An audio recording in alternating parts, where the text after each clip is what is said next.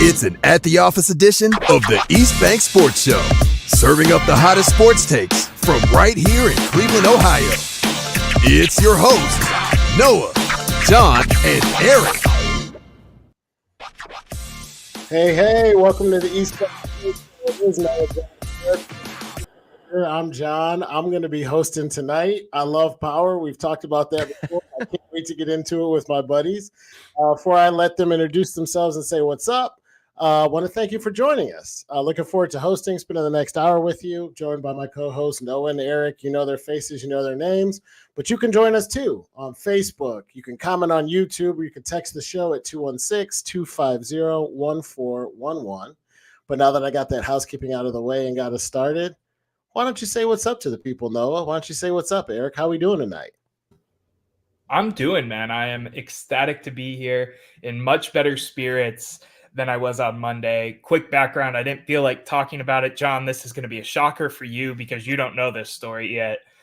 Childhood dog that has been around, that I've house sat and stuff for, my parents' dog, got attacked by a pit bull on Saturday and unfortunately did not survive come Monday. So I had a really rough Monday, still stuck it through, did a show with Matt, but I'm happy to be here in a little bit better spirits. Still down, personally, but ready to talk some sports with my boys. So let's get into it. Erik, how are you doing, man?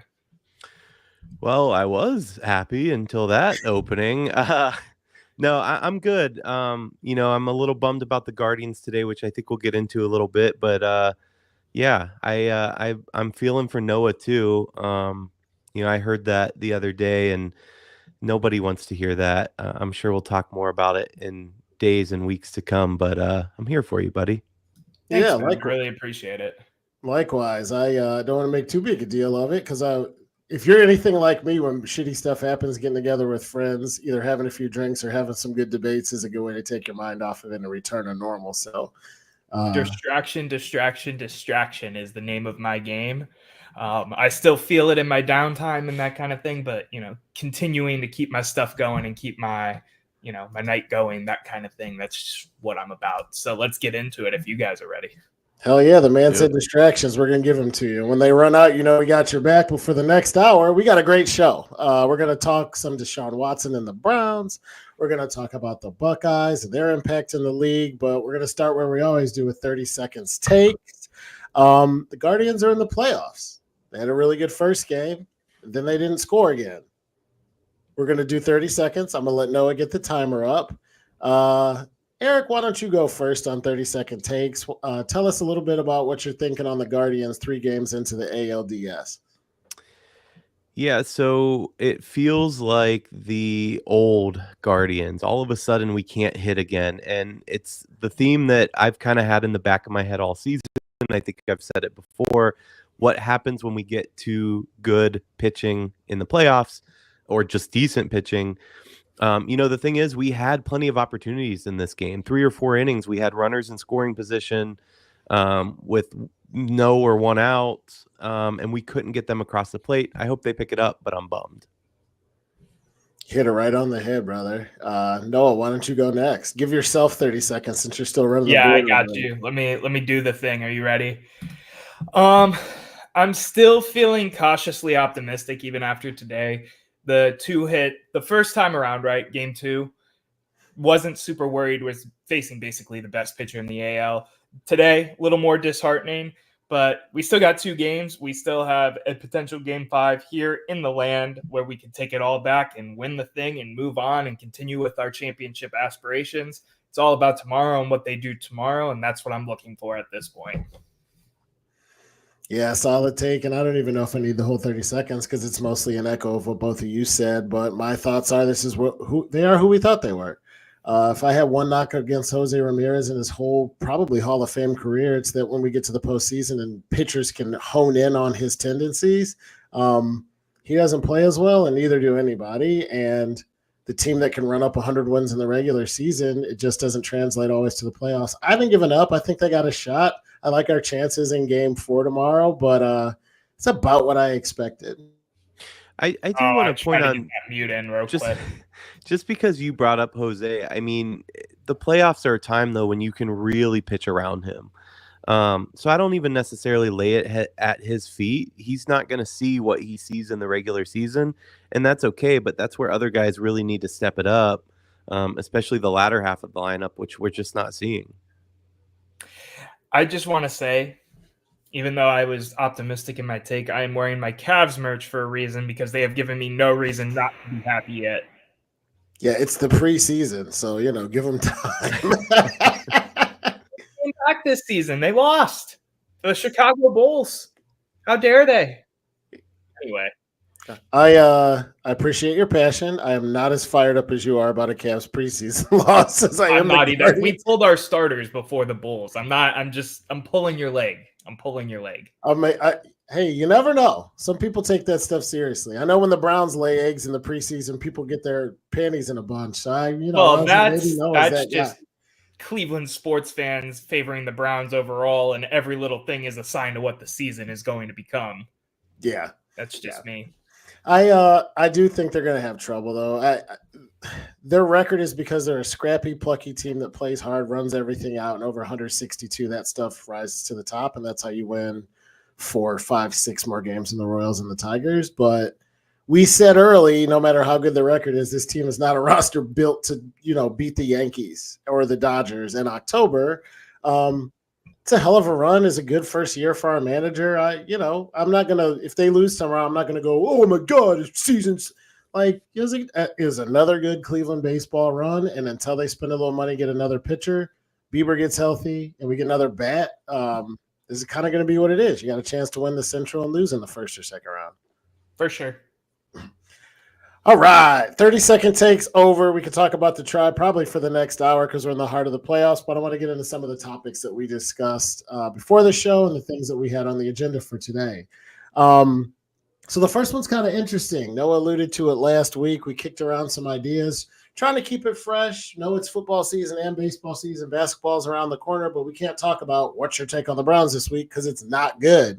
But it's Cleveland. We talk football all the time, and we got to thinking, maybe as a continuation of the Baker Mayfield conversation from earlier this year, okay, now that Deshaun is kind of imploding, for lack of a better term, and playing terribly, his QBR in the single digits, we started throwing around the idea of what would have happened to the Browns and where would we be today if the Deshaun Watson trade never happened.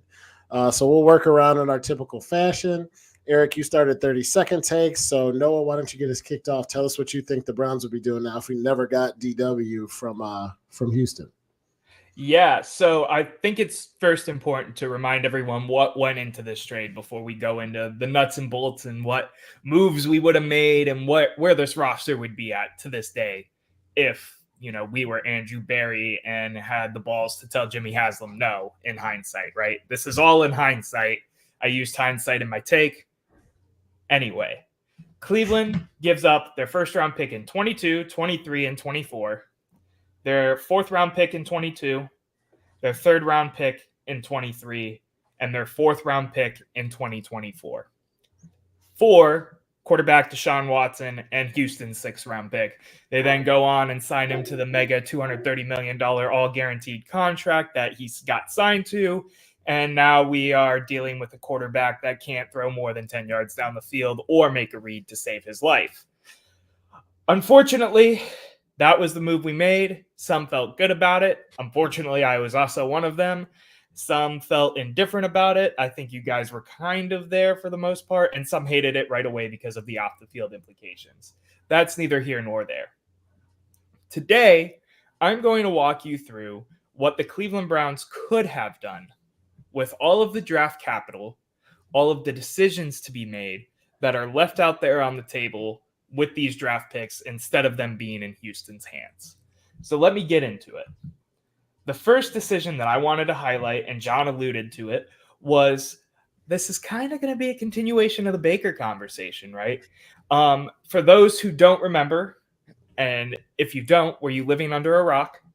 Baker Mayfield was extremely disgruntled as soon as the news of the Browns even shopping for another quarterback, even shopping for Deshaun Watson came out. So timeout, and I want you to continue. Oh man, you didn't even get far into this take. Baker Mayfield was not extremely disgruntled. posted on Twitter like a teenage girl and complained and said his goodbye like he was a franchise quarterback and didn't come off the worst season of his career. I don't care. He was hurt. He was young, and people your age should get this. He used social media. Put your ego to the side and sit the bench. Okay. With that being said, you got what you deserved, because now guess what? Deshaun's not tweeting, so I guess we're in better shape now, right? Well, he blocked all of us. He blocked all of us. Leroy is tweeting a storm, but go on. So the first move I make as the Cleveland Browns coming out of this whole thing is realizing that we are going to have to go into a retool, whether we like it or not. So the first move I make is a carbon copy of the move they made with the Carolina Panthers in 2022. They trade Baker Mayfield to the Carolina Panthers for a 2024 conditional 5th-round pick. He was a locker room problem at that point. He wouldn't get off the field. I miss Baker. I enjoyed those times. I wish him the best succeeding in Tampa, but we had to move off of him because of all the things considered. Got a pick out of it, a pick that's very important. You'll see why later. And we move forward with that. What's the next step they make? You might ask. I'll tell you. They sign the guy who should have been the starter probably up until 2024, 2023, Jacoby Brissett.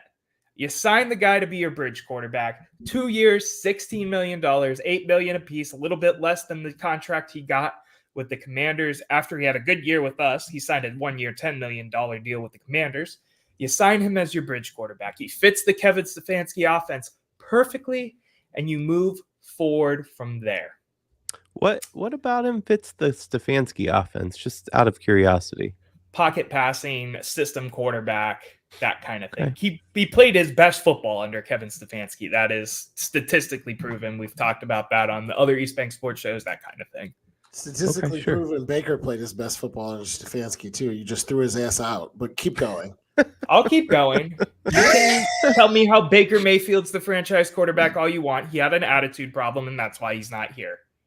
And all right, I want to hear the rest. Let me get through all of this because you're going to be happy with who ends up being the Cleveland Browns quarterback. You just need to get Baker out of your mouth. I don't think I am. I'm not going to be happy. I know that for a fact. But keep going. So, continuing on with the 2022 offseason, you still do the trade for Amari Cooper. That was a fantastic deal that we got there.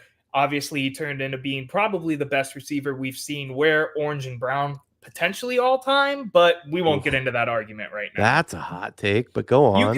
We could go into that. I said potentially because there is nuance there for sure. I'm not saying I agree with that. Yeah, you still move forward with things. Like what? Go on. Yeah, I said it would help if he would catch some things. Well, if the quarterback could hit him, Deshaun Watson has a 45% overthrow rate to Amari. Yeah, it's really bad because he sucks, but we also lead the league in drops. So I think Amari couldn't catch a cold at one point. Put Jameis out there. I think we can. Let me keep going. Let me go through my fantasy world. So we still go through with the signings of the offseason. Ethan Posick comes in, turns into becoming a great center for us, comparatively speaking. He was signed basically to be a practice squad guard. That's all good. In the 2022 draft, the Browns would have had the 13th overall pick. Instead of using that pick that was given to Houston, they are going to trade back for a 2024 third-round pick and a Tennessee 18th overall pick. The rationale of this, there was just a run on wide receivers. Tennessee was in love with Treylon Burks, who they ended up getting at 18 anyway, but we end up giving them the pick and letting them move up to let us trade back, get some more capital. The pick will come into play in a second. Tyler Smith, Pro Bowl tackle, Tulsa. He's in Dallas now. He's played some guard. He's played some tackle, but he's made the Pro Bowl. He is the next piece into shoring up this offensive line that ends up being a problem later on down the line. It's the first thing you said that I don't hate. You hated everything before this? No, I'm just giving you shit. You then go back to the draft, and any of the picks that we actually made, I left alone. Those are the picks we made. We had 2 fourths. We had a 107 and a 108. The 107 came Dameon Pierce, the running back. 108 was the bust Perion Winfrey. You trade those 2 picks. You go up to the 3rd round to jump in front of some people. is take the Colts 96 overall pick, draft a solid backup tight end that this team needs in Ohio State's Jeremy Ruckert. Only did that because I'm a homer. Moving on. I was like, he's the key? No. I was waiting to see if you guys would react at all to me saying Jeremy Ruckert, just because. This is like that. It's always you, Homer. I reacted this is like it's times and didn't want to interrupt again. This is like the "It's Always Sunny" meme where all the math's going on in the dude's head. That's what I'm picturing. I'll Noah gladly doing put right this now. in the description because I typed the whole thing out. 2023, we're moving on. Elijah Moore trade does not happen. I don't think the value that was there for the second round pick that was given up is worth it. So we'll keep that pick. Zadarius Smith trade still happens. Obviously, he's been the best running mate Myles Garrett has had in his time here, minus the first season of Davion Clowney. I was going to say, what about Clowney? I would rather have Clowney too. But whatever. 2023 over shit. NFL draft. Well, I don't want to sit here and talk forever, man. No, 2023 NFL draft. We move into the draft. We would have the 12th overall pick this year. But Andrew Berry's feeling himself. I already know where you're hot. going with this. The phone is hot. Let me guess, the Texans call. The star-crossed lovers fall in love again in a different time zone. The Cleveland Browns trade the 2023 first overall pick, 12th overall. 2024 first overall or first round pick, 23rd overall. 2023 second round pick that was used on trading for Elijah Moore. The 2024 third round pick from last year's trade with the Titans, and the 2023 fifth round pick, which was DTR, to the Texans for franchise quarterback. Say it with me now, gentlemen. CJ Stroud. CJ Stroud is a Cleveland Brown, but they don't stop there, gentlemen. They do not. Oh, God. The Browns now own 3 third-round picks. Hold on. We need to stop there. Yeah. Because before we get into my takes and you rip them apart, there's no way in hell. Next, I got to react to that first. There's no way in hell the Texans were giving up that second rounder. Not a chance. Let me give you my rationale for this for a second. If you say they thought they were going to rehab Deshaun, that's incorrect. No, Deshaun in my world is probably in Atlanta or wherever else wanted to trade for him. Okay. What I think happens here, and the only reason I rationale this a little bit, is because the Texans were in love with Caleb Williams. Not Caleb Williams. Who was ahead of him? Caleb Williams was the next year.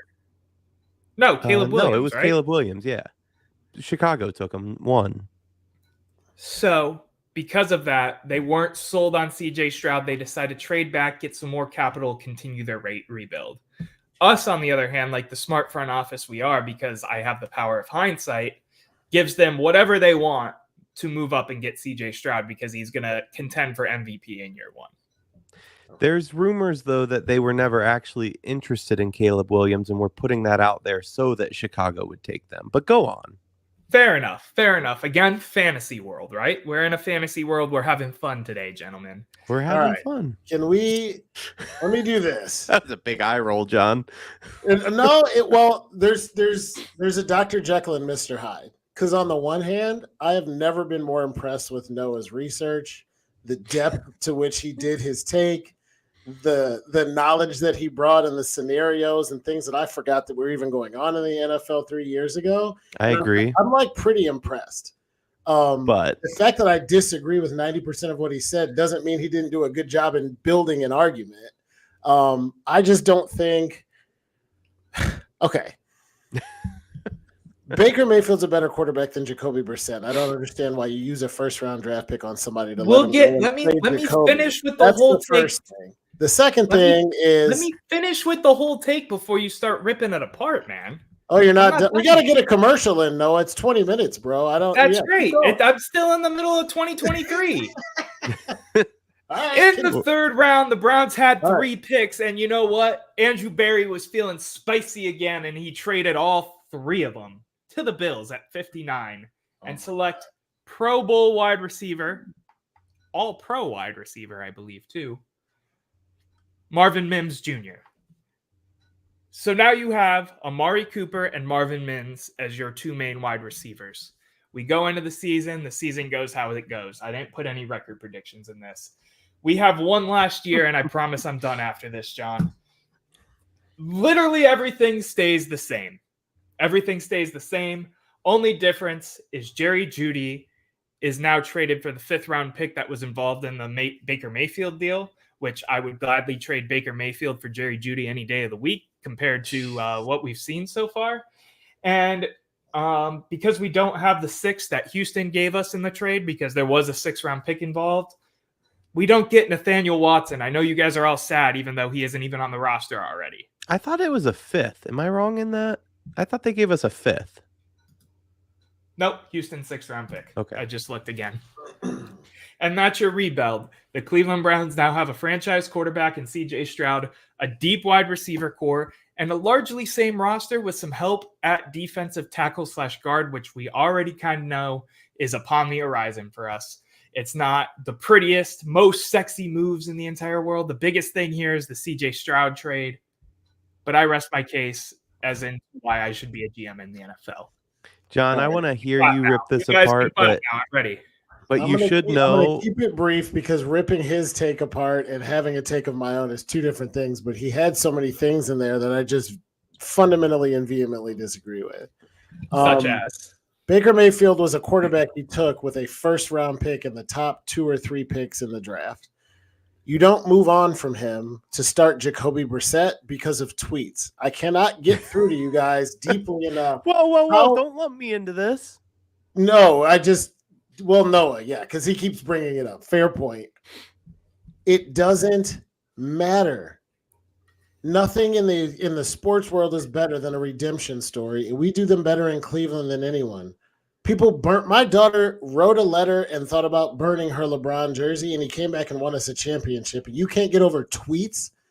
If this guy can sling it, which he clearly can because he's doing it in Tampa, he has a skill set, and I'm not saying he's God's gift to the quarterback position. I'm saying he was the best quarterback that we've had since 1999, and he was a 1st-round pick, and he had us 1 quarter and 1 4th and 17 away from the AFC Championship before he got hurt after he threw a pick against the Texans at home. I was at the game. It might have been the Bears, actually.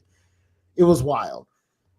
I don't think we needed that much. Like, my take on this, and we'll see how deep we get to it because I did not do the level of research you did, even though I did research, is add depth at linebacker, add a rusher opposite Myles Garrett, and put a running back behind Chubb because running backs get hurt, and play it back with a healthy Baker Mayfield. See if you can work it out with Clowney, and then keep Donovan Peoples-Jones. Like, we're over-engineering something that I don't think needs to be over-engineered. Your team – at the end of it was awesome. So would it be if we could put Tom Brady in a time machine and go back 10 years? Like, it got to the edge where I'm like, yeah, this stuff could have happened, but you're going to hate my take. I mean, with this, you're going to listen. I just don't understand let's rip all this shit out and replace it. The issue, we were on a trajectory that said no playoffs, maybe contending for a Super Bowl. And then Jimmy and D got ADD to the nth degree and said, we got to get Deshaun. And the first thing we all had was, if they get Deshaun's got to be the guy, and he's not. That's why shit sucks now. That's maybe the only contending reason. for a Super Bowl. I got to stop you there. That's a stretch. If you're telling me it's not a stretch at all. The Cleveland Browns with Baker Mayfield healthy, a healthy Nick Chubb, and good wide receivers, after the Chiefs and Bills would have been the next best team in the AFC. They could have won the division. They won 11. Yeah, Baltimore is good too, but I said contend. I didn't say John, win. I think you're looking at Baker Mayfield a little too hard with rose-tinted glasses, and that's totally fine because that was some fun times in Cleveland. But to me, man, there was obviously a problem when you get to that Green Bay game on Christmas Day and they let Baker throw 40 times with the messed up shoulder. They were trying to prove a point that, hey, we've tried to pull him. He won't let us pull him. It's another thing above Stefanski's head, right? I just think it got to a point where Baker Mayfield no longer fit the Cleveland Browns, whether we like it, you like it as his biggest fan or not, and we had to move on. That's the reason you trade him. I am 39 years old, and I've listened to everybody in Cleveland for 38 years rail on the quarterbacks here and rail on players here, and they go other places and win Super Bowl rings, and we're left holding a sack of shit. Your same logic that says Baker Mayfield is no good and should have left because we got to a time in this thing, and he tweeted and feely, touchy. We fucking suck. We suck. We're awful. Deshaun Watson is terrible, and that's what fine. you get That's when you fine. tinker with stuff that isn't broken. It was broken. We didn't win that season, John. You're acting like we went 10-7 and made the play. No, we stunk that year too. He was hurt. He was clearly hurt. They played him way too much. He might have been here still and had a better attitude, but that's what got his ass thrown out of here. Okay. How's Deshaun looking? How's Baker looking Tampa? I'm not comparing him to Deshaun. I know. I am. I'm saying Baker... Hey, gentlemen. All right. No, Erik, what's your Oh, yeah. Well, first of all, welcome to the Erik Show, buddy boy. I am GM now, and I am in charge, and I have carte blanche to do whatever I want. So this is the Erik Williams front office. So keep that in mind. The commercial break now, John, just so Eric's take goes shorter. How do I mute you, Noah? All right, now that that's out of the way. All right, listen, first things first, I would patch things up with Baker. I would be coming in as a new GM. I would whisper sweet nothings in his ear. But at the end of the day, I do agree with Noah that he wasn't our guy. Now, I'm not saying that we should have done the Deshaun Watson trade. I've never been a proponent of that. But I was never a guy that said Baker's going to take us to a Super Bowl. Would I love to have him now in hindsight? Certainly. But I didn't think he would be able to do enough to lead us to a Super Bowl. So where does that lead us? The first thing that I do in my new front office is I trade Myles Garrett. Hang with me for a second. First of all, I want to preface this by saying I like Myles Garrett. I like Myles Garrett a lot. In fact, he's probably my second favorite Browns player behind Nick Chubb. But our star, Noah, I let you speak, so just close your mouth. I see you wanting to jump in. Just close your mouth for a second. Now that you talk, John, you're not going to blow up that he's going to trade Myles Garrett, but you're going to blow up that he's got to hear me out. We heard you out. And I don't hate it. Like, I would trade Myles Garrett today for a starting quarterback. What are you All right, so hold on. If the Bills would give us Josh Allen for Myles Garrett, would you take him? Yeah, no, absolutely. Yes. All right. No. You have Myles Garrett. You're 1-4, Noah. We're trading Myles Garrett. We're trading Baker Mayfield, and we're trading our 2022 first-round pick to the Chargers for Justin Herbert. Now, I said hear me out. Here's the justification of that. Number one, I think Herbert is the guy. I think he could lead you to a Super Bowl. He's a franchise quarterback. He's one of the best in the league. He was Rookie of the Year. He's a guy that we can sink our teeth into and put a lot of money behind. Myles Garrett, as much as I love him, he's a stud. He doesn't do anything for us on this team unless we have a quarterback. I would love to have him and a quarterback, but in this scenario, that's not possible because I'm living in reality and we're not getting CJ Stroud through some voodoo magic. There wasn't voodoo magic. It was. You put a curse on the Texans somehow. You had the voodoo doll, and they said yes to anything you wanted. Anyway, we get Justin Herbert out of that trade. So that's the first thing I do. In 2023, I draft Jackson Smith and Jigba. Talk about a homer pick, yes, but I think he's extremely talented and a guy that I want on my team. I'm trying to shore up that wide receiver position, right? Then what I do is I back the Brinks truck up to Trent Williams. And then I back the other Brinks truck up to Laramie Tunsil. I get those two guys to shore up our offensive line. I know I'm going a little beyond reality at this point, but Trent Williams was definitely attainable. Tunsil probably not, but whatever. He was a free agent. I'm giving him whatever contract he wants. The money's no issue here, right? Because we're talking about the Haslams. I then offer 2 first-round picks to the Raiders for Max Crosby. I'm trying to replace Myles Garrett. They'll probably say no, but I'm going to try it anyway. I re-signed Kareem Hunt. This is one of the big things on my agenda because I really don't like that. I think it was an issue with Stefanski and Hunt, honestly. He's a back that always hit the holes hard for us. He's a great 1-2 punch with Chubb.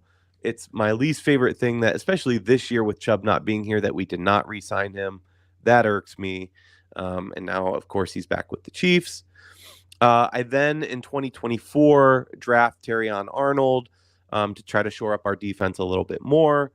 But then we get to the kind of crux of what I do here, and that is I fire Kevin Stefanski.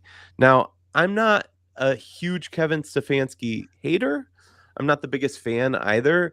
At the very least, I think we have a mandate from God that says you're not allowed to call plays, but I'm firing him and I'm hiring Bill Belichick as head coach.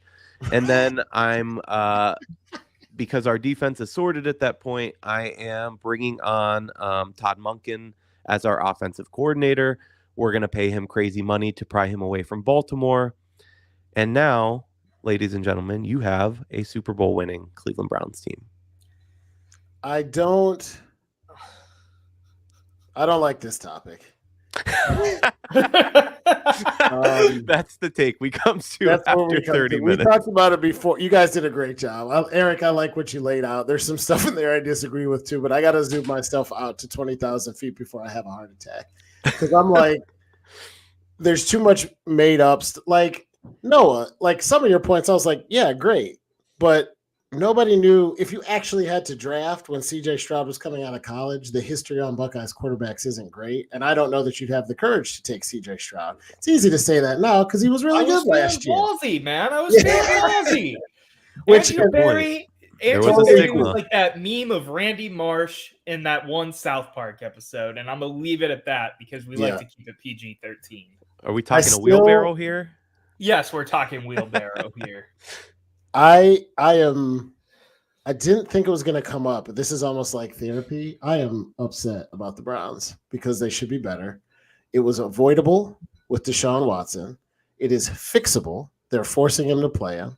I think the take that Baker Mayfield wasn't going to be a Super Bowl winning quarterback is debatable, but you guys could be right. I could be right. Nobody will ever know. But I think when the guy goes from bench, we'll never know because he'll never win a Super Bowl. No, we'll never know because he went from bench to playing to about 500 to a playoff contender in Arrowhead. Then he got hurt and then he was gone. And I think if WOIO was shopping both of your jobs to somebody who was going to get paid 10 times as much, you might pop off on Twitter too. I don't think it makes him a bad guy. But to not go down the Baker thing for the 32nd time, just overall, this team has been so close with Kevin Stefanski. We watched a quarterback come off the couch, Joe Flacco, in his 40s, and dominate for 6 weeks before we got to the playoffs. And if he could do that, my point isn't that Baker Mayfield is our Tom Brady. My point is that if Flacco could do that, if Baker had been here for 2 more years learning in the system and growing with the team around him, we'd be close. Yeah, but and isn't then if you want to make above? the case, like we went to the AFC Championship Bowl? one time, and then we got done with the AFC Championship, and Baker's not the guy. Then you want to replace him, but you drafted him number 1 overall, and then 3 years later, 4 years later, he's gone. I just think it's horseshit and it's crazy. Isn't Flacco taller than 5'5"? Yeah, right. Flacco's like 6'4". There you go. There's a big difference. Oh, that's the only difference. Is that he's tall. Okay. You remember how many passes were batted down at the line for Baker? Baker wasn't the guy. problem. I liked Baker, but he was not the guy. Baker 2 Mayfield counterpoints for you, John. the best season of Browns football since the Browns came back, and we haven't sniffed it since. We never sniffed it before. So until somebody that you guys are throwing out here or something actually works, leave it alone. I have 2 questions for you.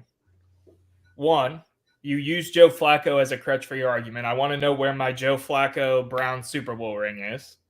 Because at the end of the day, I don't care. I love Joe Flacco. I loved Flacco-mania. What does it matter if we don't win the whole thing? We lost embarrassingly in the playoffs.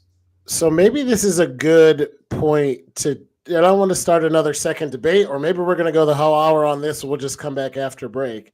You are a Cleveland Browns fan, and you are a Cleveland citizen. Who are you to demand Super Bowl or nothing when we haven't won shit? Oh, well, he doesn't get Your a crutch where's of your my argument of Flacco why Super we Bowl should have ring? kept Baker, though. No, the There's crutch no of your Flacco argument Super of Bowl ring, why just we like should have there's kept no Baker Super and he Bowl could be the ring. guy. But that's the goal, John. You're playing for a Super Bowl. You're not playing for the runner-up or an AFC championship. It is Butterflies Super and Bowl or rainbows of bust. making a It's playoff not. and then losing 35-0. Who It cares? is. It's increment.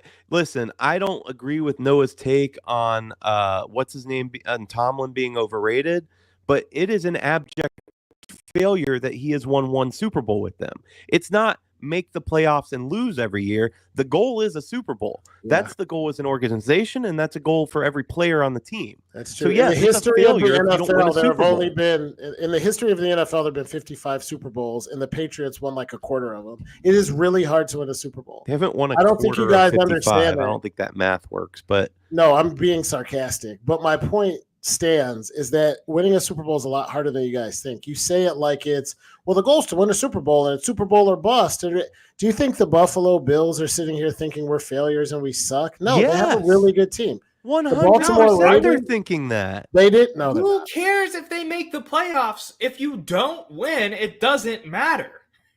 Listen, there was an article. Giannis Antetokounmpo had a quote when a reporter asked him, "You didn't win the championship. Did you fail?" And he said, "No." Did you get a promotion this year? Did you fail? There is a journey. There is a path. There are building Greek. blocks. It's different and there are when you're steps from a you have different to take, country. and there are things that you have to do to win a Super Bowl. And you guys don't. Okay, the Browns. The goal is to win a Super Bowl and compete for a Super Bowl. Are we competing for a Super Bowl now? Well, no. Of course not. We suck. Right? No one's arguing that. That wasn't the argument. You just pivoted to another third That's a leg straw of your man argument. It's 100%. It's not. I have another counterpoint for you, and then you can take us to break, John. No, the goal is to win a Super Bowl. The goal is to win a Super Bowl every year. That's fine, but it doesn't mean you're an abject failure if you don't win a Super Bowl. It's harder than you guys know, and as Browns fans, you two should get that better than almost anybody. We do get it, but I get it, but at the end of the day, it doesn't matter. I don't see want themselves as a failure. You're wrong. They absolutely see themselves as a failure. I don't want 10 years of Baker Mayfield and first. Nobody said 10 years. I'm just saying. My second argument for you, and then please take us to break because we're already coming up on 40 minutes. You said, don't give up on Baker. We drafted him with the first overall pick. You know how much that doesn't matter to Andrew Berry? He wasn't the guy that drafted him. So why would he care what pick was drafted Baker Mayfield and this, that, and the other? He knew he wasn't the guy. He made a move, horrible move, to move off of it. Hence why I moved off of him and ended up with CJ Stroud. I rest my case. By the way, do you guys know who Erik DaCosta is? No. He is the GM of the Baltimore Ravens. And there was an article he's one of the best GMs in football. And there was an article the other day that he hasn't won a Super Bowl. Exactly. There was an article the other day. Thank you. That's my point, though. There's an article the other day that was talking about if he does not win a Super Bowl with Lamar in the next 5 years, he's out. They're moving on from him. That is the goal of the league. That is the only goal that they're working towards. And it's yes, the only goal they're working to towards, but it's not an annual goal, Erik. It isn't. If you're the Chiefs, it is. No, if you're the Bills, it is. That should be. If you're waking up, John, cut us to break, and we can come back to this after this. All right, we're gonna come back. Let's go to break. We'll go to break right now. More at the office after this.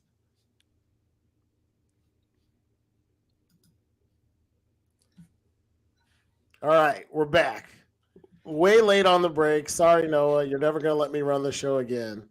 No, it doesn't matter as long as we get it in. I don't disagree that the goal of every NFL franchise is to win a Super Bowl. I disagree that every single year, every single team's goal is win a Super Bowl or bust this season. You cannot tell me that the Jacksonville Jaguars right now are thinking Super Bowl or bust. Why wouldn't they? They paid Trevor Lawrence. Hold on. Right. I couldn't hear either of you because you're sorry. What? Of course, there are teams that are going to rebuild and be in rebuilding years. Your argument is we keep a guy that's okay. He's going to win some playoff games, but not make a Super Bowl. Who knows? That's a different argument. That's not the Jackson. You're stuck in purgatory.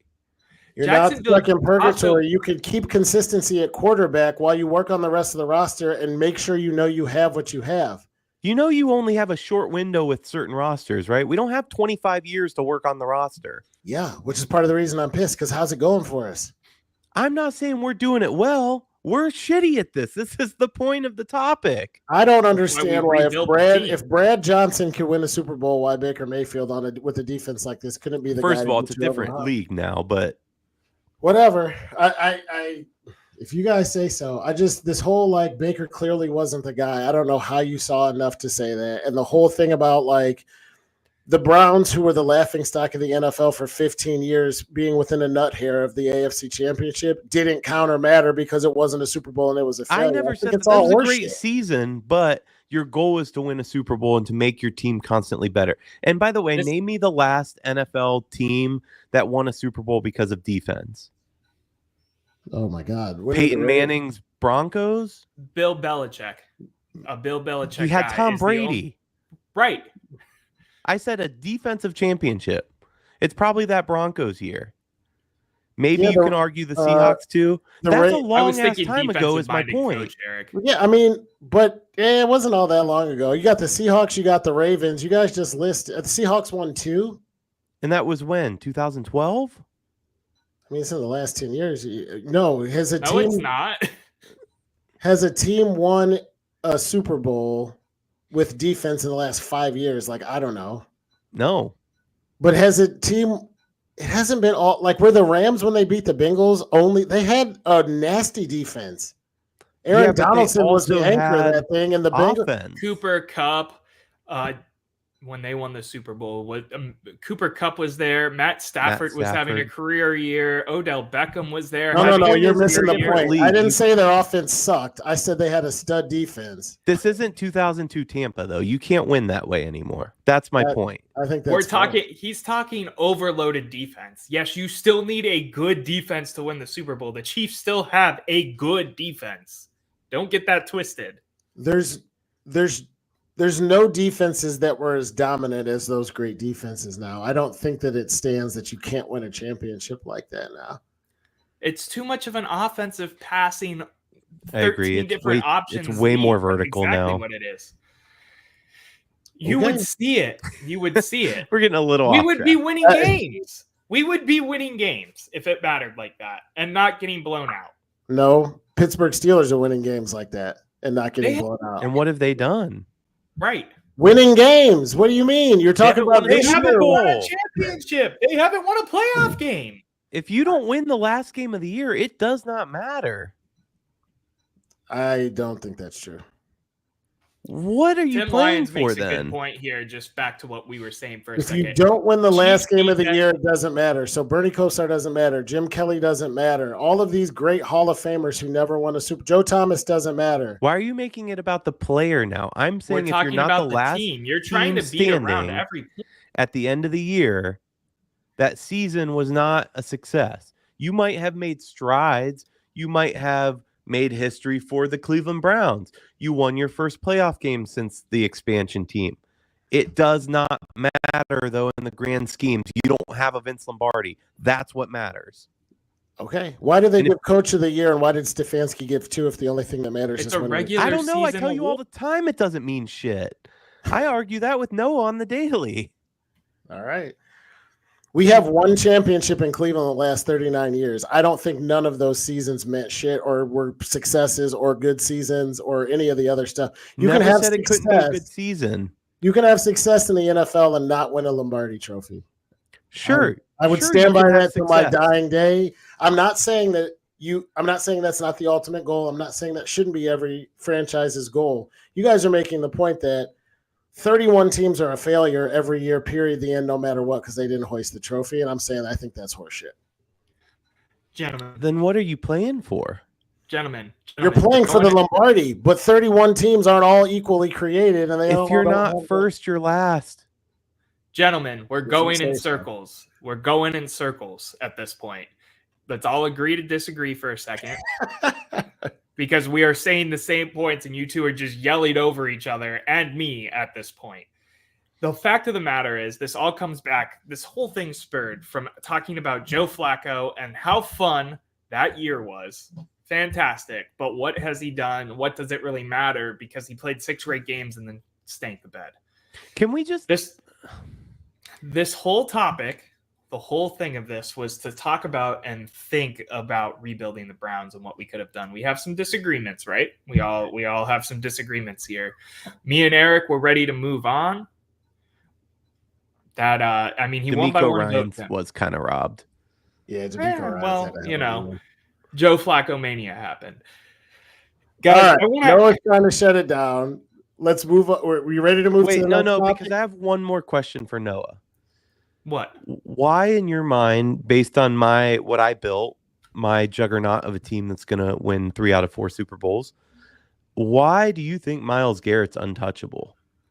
Why? Because he's the best defender in the NFL. But what's that done for us? Literally just said Super Bowls are the only thing that matters. We're 1-4 with Myles Garrett, and now you're saying we shouldn't trade him. I cannot wait. Am I allowed to talk today? Am I allowed to talk today? Are you guys going to let me jump in at some point? Yeah, a 20-minute opening monologue on the. Was that the only time I got allowed it today, or something, gentlemen? We had equal time talking. You just came up short recently. What are you going to say? No. Because I showed you another scenario with how my rebuild, whatever you want to call it, where you don't have to give up Myles Garrett for a guy. Tim Lyons said it earlier in the chat. Let me finish. He went 5-12 last year. That was not my question, Noah.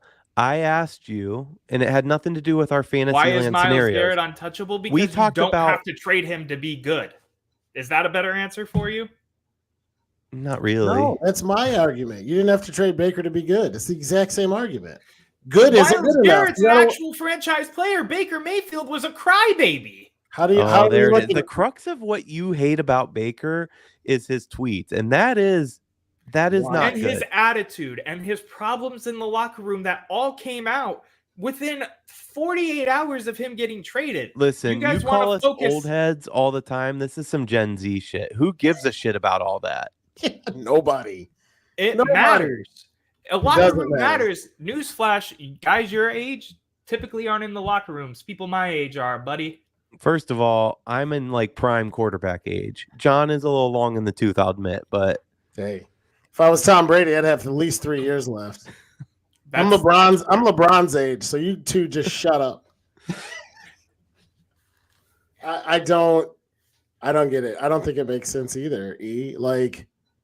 We've had Myles Garrett all this time. I didn't hear his name once last Sunday again. We were 0-16 with him. I mean, he didn't jump offside for the first time. You're gonna put his rookie year against him. Fine, we were 1-15. What? We were 1-15. We made the playoffs twice with him. That's it.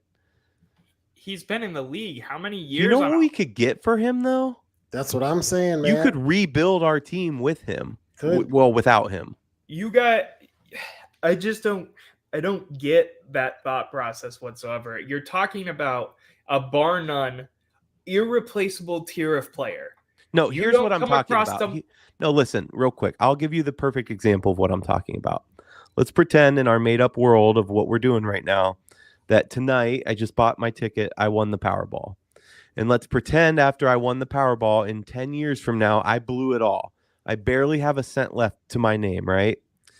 And I get everything's gone, but I held on to that special tool for a Ferrari that I no longer own. What's the fucking point? I don't have the Ferrari. And that's what we're doing with Myles Garrett at this point. Forgive the analogy because that wasn't as good as I thought as I continued. But you get what I'm saying. He's a glittering diamond stuck in the mud. Yeah, it's like the show Schitt's Creek where it's like you lost all your millions of dollars, but you still have your, Birkin bag. It's like, oh, congratulations. Right. It's not doing anything for you is my point. So get some value while you can. Rebuild this team into a potential perennial contender. I mean, literally, no, I feel like you're talking out both sides of your mouth. I was on a rant for 45 minutes at different points about all these different things. You guys just told me it is impossible to build a team around a juggernaut defense because the game's too vertical. And here we are holding on to a defensive end on a defense that gave up like 40 points to Washington last week. For what? Because he's bar none a generational talent. But every other example you guys have given me, we're talking about Baker Mayfield, a middle-of-the-pack quarterback at best throughout his career, period. We're talking about a guy who is one of the best defenders, bar none, on a team that should be, in all of our scenarios, if everything works out right, contending. So for a straight up trade, do you trade Myles Garrett for Patrick Mahomes? That's the only player I would trade him for. Okay, so you don't trade him for Lamar Jackson. Nope. You don't trade him for Justin Herbert. Justin Herbert? Hell no. You don't trade him for CJ Stroud. No. I think not that's straight up. Jalen Hurts. I mean, not Jalen Hurts. He's horrible this year. Years past. I'm talking. No, this year he's not played. Dak Prescott. Just kidding. Yeah, right. Okay. Now you're just trying to pull my leg. I don't. Here's because I see you're not understanding where we're coming from. So let me see if I can phrase it. Oh, I understand. I just think it's wrong. If you pull Patrick Mahomes off of the Chiefs, how do the last 3 years look different?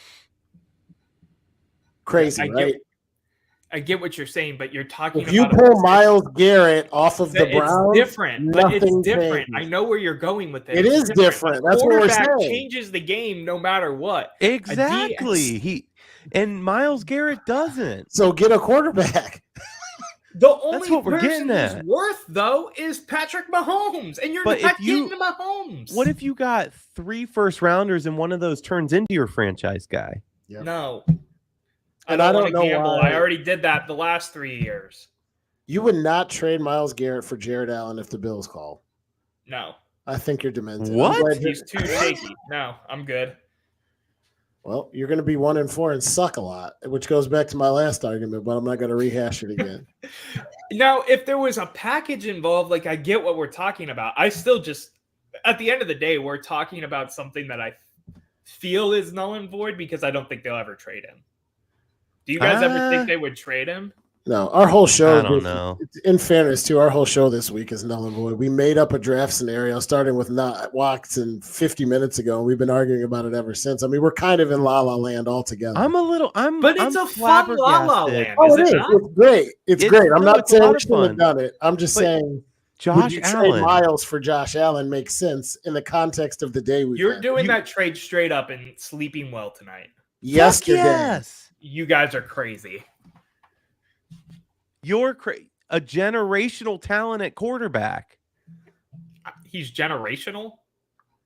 Oh, my God, Noah. He is. If you make a list of quarterbacks who can win a Super Bowl, Josh Allen is on it. And what we have isn't. And you just said defense doesn't matter as much as offense. And if you can get the most important position in sports with a franchise guy who's capable of winning a Super Bowl, you have to do that. That's the whole argument you made for getting Watson in the first place. Exact argument. I'm sorry. I was reading Josh Allen's stats just to make sure I was right. Yeah, I don't like how shaky his arm is. 18 interceptions to 29 touchdowns last year. I'm good. Yeah, that's good. I could go on a whole nother hour about how ridiculous that is. He's been my fantasy quarterback 3 years. I could get that production out of Joe Flacco in this argument. That's what he was trending to do. Not if your goal is winning a Super Bowl, Noah. You can't keep contradicting yourself. If you want to win a Super Bowl. How am I contradicting myself? Please tell me how I'm contradicting myself. You just told me 15 minutes ago, where's my Joe Flacco Super Bowl ring? And 15 minutes later, when it suits the Myles Garrett argument, you go, I can get that production out of Joe Flacco. Shit. Are you trying to be Joe Flacco or are you trying to win a Super Bowl? No, I'm not. I'm saying I didn't say. Okay, I get where you're going with this, first of all. Sure. But I'm saying I don't think Josh Allen gets this team. Well. Yeah, well. But this team with Myles Garrett, I think he would. Not without Myles Garrett. What? They just gave up 80 points this to the defense would be a shell of itself without Myles Garrett. Bro. The defense would be the same. Similar. I'm not arguing. Miles Garrett is a first ballot Hall of Famer. He's a generational talent. He's How excellent. can he be a first ballot Hall of Famer and a generational talent if you don't think this defense would look much different? Because he doesn't impact the game like a quarterback does. That's the Correct. crux of the argument. We figure out a defense to still give up 32 points to Washington while also figuring out how to score more than 14. Yes, add Josh Allen and we're in the game. Like, it's so easy. Lamar Jackson, same. Joe Burrow, same. Pat Mahomes, I don't know about same. that one, Tim. Allen will never win a Super Bowl, so I'm not completely insane. You are. You're just both insane. Oh, okay. I believe Miles is playing hurt from Tim Lyons. I agree. He's been on a lower snap count every week. That's part of the reason you don't see him as much as well. He's playing like 50% of the defensive snaps this year, which is way lower than his normal usage. What'd you say, Eric? That's even worse then. We're not even using the guy. Because he's trying to play hurt to make a Super Bowl, and it's looking grimmer and grimmer by the week.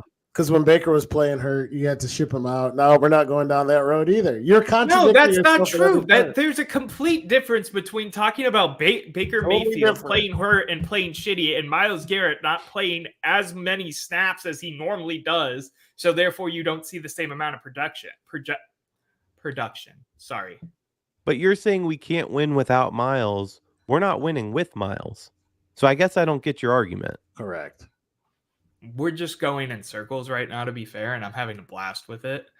Hey, listen, when you started this podcast, you said you wanted to do it just like we do at the office and argue and talk about sports things that come up. I don't know if we'll say this is our best show afterwards or not, but this is exactly what it was like when we all used to sit together in the office. 100%, and I love it. I don't think this team, in the grand scheme of things, will never win a Super Bowl unless Myles Garrett's on that roster. That's absurd. I do think the argument I made is Josh Allen on this roster without Myles Garrett doesn't win a Super Bowl. That was the argument I made. I think you guys are discrediting how much of a key piece a star defensive end is, or a star tackle, or a star, Tim used the term bowling ball, for example, an edge rusher, that kind of thing, is to a Super Bowl contending team. It's arguably the second most important position in football after quarterback, of course. I get where you're coming from. I get your guys' thought process. I don't want to get all wound up and being like, you're wrong, you're stupid, you're dumb. Who won the Super Bowl last year? Who won the Super Bowl last year? The Kansas City Chiefs did. Who was their edge rusher?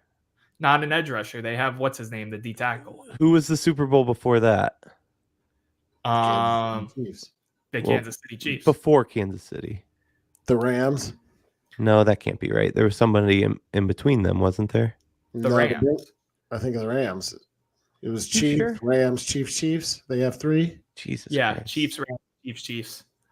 What I'd be to have a team like Kansas City. What I'd do. Right. All you need is a quarterback. Chris Jones, thank you, Tim. It slipped my mind because I'm battling for my life right now. Chris Jones has been on that roster for all of their Super Bowls. But listen, I think in that moment of that take that you gave too, I realized what's so triggering for me when you give your takes. You slide things in, say them as fact, and move on. And I don't agree that any of them are fact. Like your last take just included if you add Josh Allen to the Browns but remove Myles Garrett, there's no chance the Browns win the Super Bowl. You have no clue, none. And I would disagree 100% with that statement. If you add Josh Allen and remove Myles Garrett, the Browns have no chance to win a Super Bowl is a wild statement to me. And do we not get closer? And that could be a wild statement to you. And I want to clarify real quick, and then Eric, I'll let you talk. I'm sorry.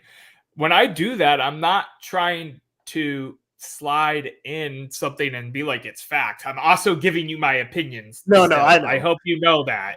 So I'm not just being like, oh, well, they'll lose, and that you guys should think that too. No, I'm just giving you my opinion.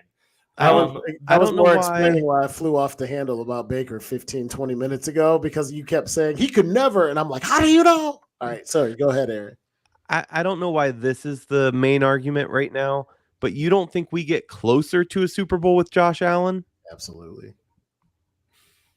You know we do. And of course we do. And if Nick Chubb were healthy, I wouldn't even we have debate. right now, the roster we have rebuild-wise? Yeah. What are we talking? The roster we have now? The roster we have now, but add in Chubb. Chubb. Allen? Yeah, add in Chubb. He's on the roster. Well, he's hurt is my point. Chubb's back. Okay, wait, you cut out on me then, E. I don't know what you're saying. No, I'm saying the roster we have now, including Chubb, who's hurt. Yeah, and you remove Miles and add Josh Allen? Yeah, you don't think we get closer to a Super Bowl? Yes, we're not 1-4, and you know it. We're a goddamn playoff team. I guarantee you that. Exactly. And if the goal is to win a Super Bowl and get close while you're waiting to win a Super Bowl, how you make an argument for a guy you know can win you more games? That's we're pushing for an AFC championship. We're probably battling with KFC.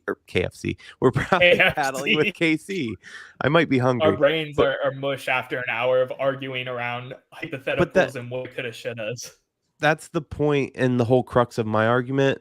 He's not doing us any favors right now on a losing team. I like the guy. He sells jerseys. Cool. He likes dinosaurs and hangs out with fans. Also cool. That's not doing anything for us. Yep. It is, but Miles. It isn't. There's different aspects to this. Go ahead, John. So, and again, I'm going to hold you accountable on this one. There are no different aspects. You just made the argument that winning a Super Bowl was everything for every of the 32 teams, and we are 1-4. So there is no is, but it isn't. It just isn't because we're terrible, and we already have Miles. And if we added a quarterback like Josh Allen, we wouldn't be 1-4, and we'd be better. That's it for me. Yes, your heart and your brain are battling right now. I can see it. What? I'm not asking you to say he sucks. He doesn't. He's amazing, and I love him. And he's. We're going around in circles again, and that's fine. There's a way we can go about this and still reach the heights with Myles Garrett. Again, you've seen it in my mock scenario from earlier. You could see it potentially now if they continue to suck and get a first-round pick or whatever. I get it.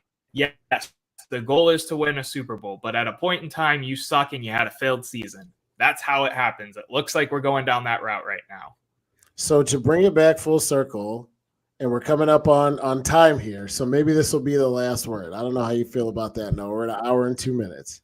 That's fine. You are correct. There are a million scenarios where the Browns can win a Super Bowl with Myles Garrett. 100%. The question is, and let's see if we can get a yes or no. If the Bills called and offered you Josh Allen for Myles Garrett, knowing what you said about Super Bowls and championships and making our team better, do you trade Myles Garrett for Josh Allen, yes or no? Right now, in this very, just where we're at. Today. Would they throw in a pick to make me happy? No. Oh, for fuck's sake. Yeah, sure. Right there. It's Here we go. Up like a T-ball. I want Just a fourth. Yes. I want a fourth. Give me my fourth. Yeah. And ladies and gentlemen, you now know why Noah Olsen is not a GM in the NFL.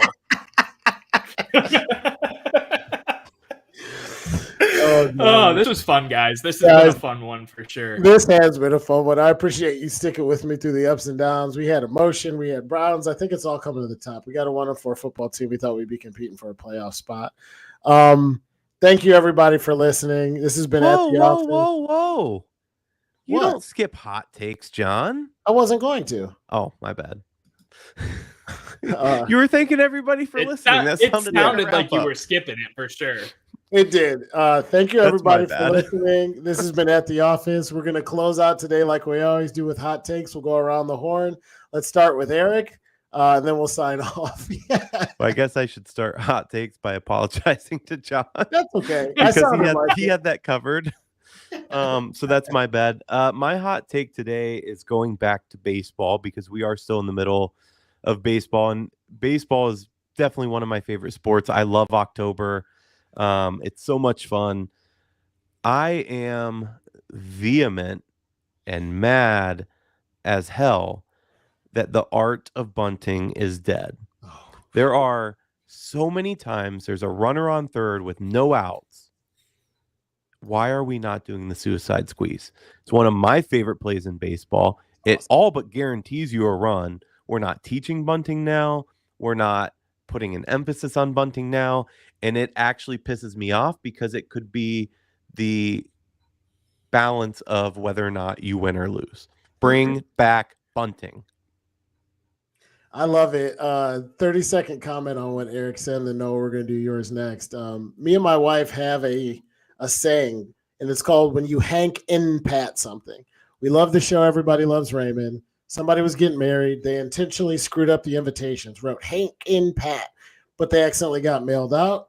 We say you're Hank in Patting something when you intentionally screw up so you don't have to do it again.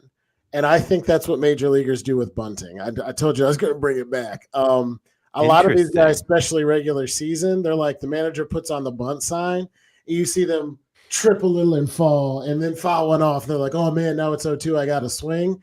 I'm not saying everybody does it, but some of those, I'm like, you guys are the best athletes in the world.